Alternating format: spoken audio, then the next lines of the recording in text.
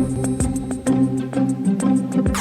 News in 5. News and developments making headlines around the world in 5 minutes. World News in 5. Here on Radyo Pilipinas Worldwide. This is World News in 5 here on Radyo Pilipinas World Service. Egyptian President Abdel Fattah el-Sisi rejected the forced displacement of Palestinians into Sinai, saying millions of Egyptians would go out and protest against such move. The Egyptian leader made the statement as Israel continues its bombardment in Gaza and prepares to launch a large-scale ground assault into the enclave in a bid to wipe out the militant group Hamas, which staged deadly surprise attacks in southern Israel 2 weeks ago. Cairo has expressed concern that the siege of Gaza could force thousands of Palestinians to take refuge and migrate to Egypt. Speaking at a joint conference in Cairo with German Chancellor Olaf Scholz, Sisi said, quote, Egypt rejects any attempt to resolve the Palestinian issue by military means or through the forced displacement of Palestinians from their land, as it would come at the expense of the countries of the region.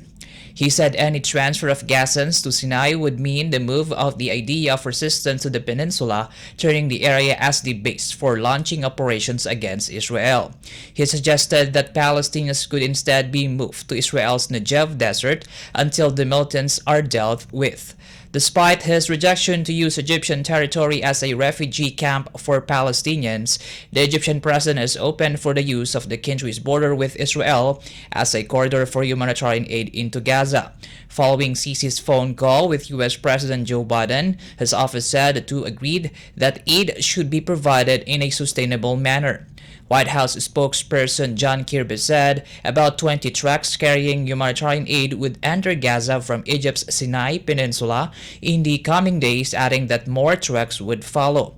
He also said that some road repairs are needed in the area for the smooth transit of humanitarian assistance. World News in 5. Here on Radyo Pilipinas Worldwide. In other news, the United States says its troops stationed in Iraq were targeted by drones in two separate attacks, with one causing minor injuries to a small number of soldiers.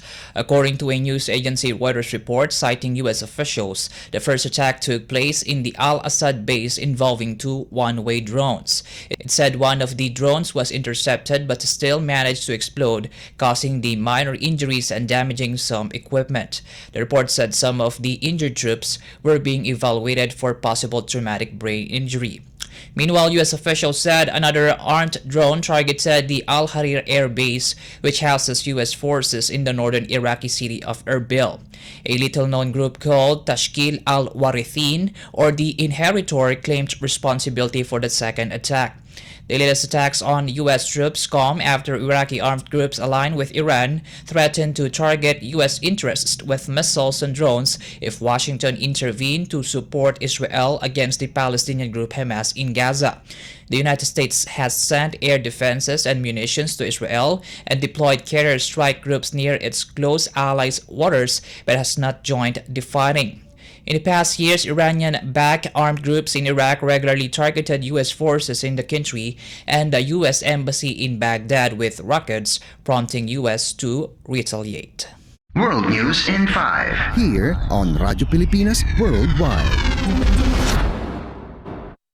And for our Philippine Embassy and Consular Office news, the Philippine government is closely monitoring the situation of Filipinos in southern Lebanon as tensions in the area flare after Israel fired retaliatory strikes against Hezbollah targets. Foreign Affairs Undersecretary Eduardo C. de Vega said 2,700 Filipinos living in the southern portion of Lebanon have been told to evacuate because of Israel's possible retaliation against the recent attacks conducted by the Lebanese militant group.